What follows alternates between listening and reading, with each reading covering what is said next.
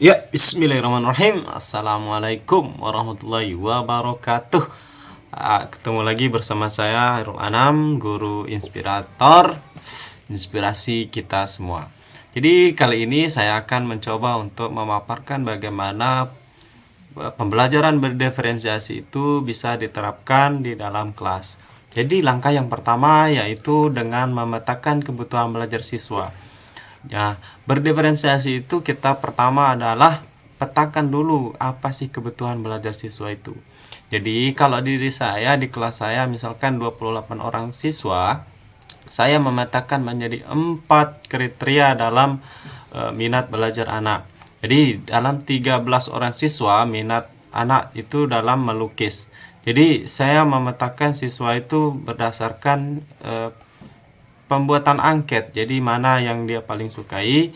Jadi saya tentukan melukis, sains, olahraga, dan bercerita. Mungkin guru-guru yang lain bisa menambahkan tentang apa, menari mungkin ya. Menari kan juga masuk di kesenian nanti. Kemudian dari 3 orang siswa minatnya ada sains. Nah, dari kelas saya ada 3 orang yang suka tentang sains begitu. Kemudian dari 10 orang siswa minat olahraga. Jadi sebenarnya banyak sekali, semua orang suka tentang olahraga, tapi tidak terlalu menyukai karena ada anak-anak yang masih terkendala dengan bajunya, mungkin dari dari situasi saat itu mungkin. Kemudian yang kedua, yang 2 orang siswa ini minat pada bercerita. Nah, saya contohkan pada sains ini ada satu namanya Erza. Dia ini suka sekali tentang ilmu-ilmu IPA ya, sains, matematika begitu. Pinter lah anaknya. Kemudian yang ini yang saya contohkan ini tentang bercerita. Nah, Ozil ini jika diminta untuk bercerita maka senang sekali karena dia ketika kita memberikan satu bacaan maka bacaan itu langsung dia pahami. Kemudian kolom yang kedua di sini ada namanya diferensiasi produk. Jadi ketika siswa sudah diberikan minat, berdasarkan minatnya dipetakan, maka pemetaan ini harus dia memiliki produk yang dihasilkan. Jadi misalkan di sini Erza atau Ozil. Nah, misalkan Erza ini dia minat pada sains atau dia minat pada melukis, maka produk yang dihasilkan harus dia bisa melukis. Bukan saja melukis, mungkin dia buat cerita begitu, cerita bergambar. Kalau guru-guru yang lain menulisnya tentang menari, misalkan menari, maka yang menjadi kriterianya adalah produknya nanti menampilkan tarian gitu. Tarian tradisional. Nah, ini salah satu contoh bagaimana pemetaan belajar berdasarkan minat siswa. Kemudian selanjutnya setelah kita membuat ini, setelah siswa-siswa itu dimasukkan ke dalam 4 minat ini dan membuat masing-masing produk dalam minat itu, kemudian kita membuat tabel kedua yaitu berdasarkan profil belajar siswa. Nah, di dalam kurikulum Merdeka ini disampingkan, sebenarnya disampingkan artinya tidak menggunakan ini profil belajar siswa. Jadi di inovasi juga tidak menggunakan ini, maka saya menambahkan ini untuk digunakan oleh guru-guru supaya nanti bisa memetakan mana anak yang belajar secara auditori atau pendengaran,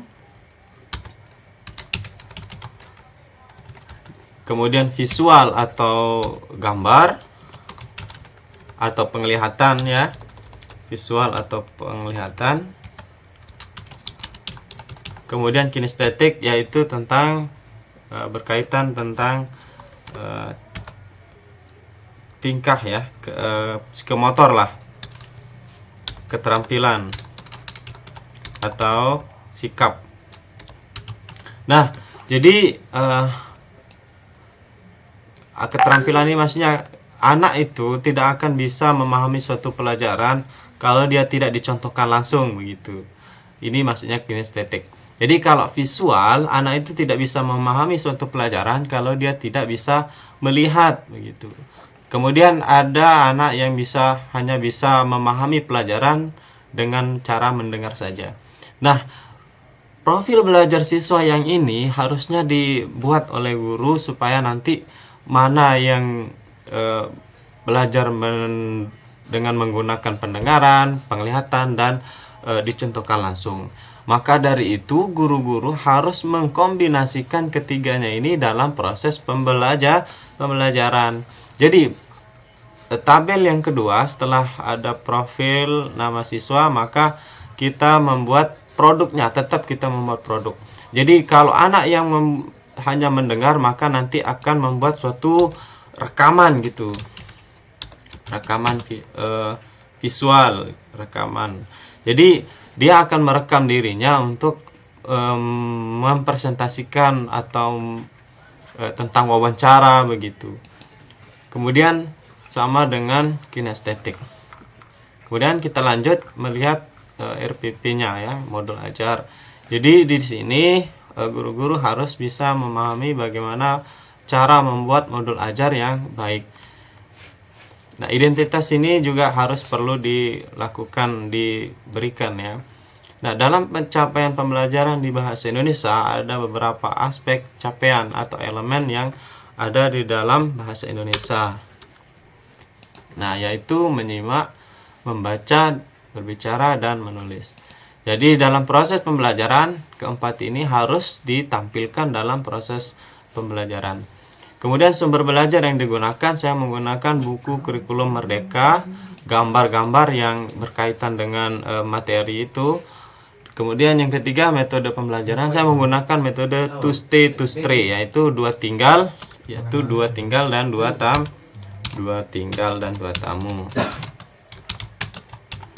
Jadi mungkin nanti akan dijelaskan lebih jauh apa itu maksudnya dua tinggal dan dua tamu. Kemudian strategi diferensiasi yang saya gunakan, saya menggunakan diferensi produk. Diferensi produk itu perbedaan dalam setiap produk yang dihasilkan oleh anak karena berdasarkan minat belajar dan profil belajar siswa. Yang kedua, diferensi materi. Jadi materi itu saya modifikasi supaya nanti bisa diterapkan oleh atau anak bisa memahami sesuai dengan cara belajarnya siswa tersebut. Begitu juga dengan letak duduk. Letak duduk ini bisa juga dalam proses ini saya tambahkan ya. Di kurikulum Merdeka ini tidak diterapkan letak duduknya, hanya ketiga ini, produk, materi, dan proses. Maka kita harus melihat tempat duduk anak, apakah dia disatukan atau dipisah dalam kelas itu. Kemudian selanjutnya saya melihat membuat kegiatan pembelajaran sesuai dengan apa yang di dalam kurikulum Merdeka, yaitu membuat anak itu menjadi senang dulu ya, supaya nanti bisa menerima suatu pelajaran di dalam kelas. Setelah itu kegiatan inti yang saya buat ini, saya langsung kepada materi di buku Bahasa Indonesia Kurikulum Merdeka ini, di bagian 100 halaman 100 kalau tidak salah 140-an. Jadi saya menggunakan materi anak gunung berapi. Nah, anak gunung berapi ini saya buat cerita menjadi singkat supaya nanti bisa efektif dalam proses pembelajaran. Materinya mungkin bisa dilihat di bawah nanti. Nah, setiap materi memiliki pertanyaan yang berbeda-beda. Nanti saya memberikan LKPD, lembar kerja peserta didik. Dia di sana ada 5 pertanyaan yang harus dia kerjakan bersama produk yang ada di LKPD tersebut. Setelah itu nanti saya menerapkan strategi yang to stay to stray tadi. Saya menggunakan metode to stay to stray tadi pada proses pembelajaran. Jadi ketika ada model yang ditaruh di sini, maka harus diterapkan dalam proses kegiatan belajar. Nah, itu. Jadi siswa kembali ke kelompok asal untuk mempresentasikan hasil wawancara ketika bertamu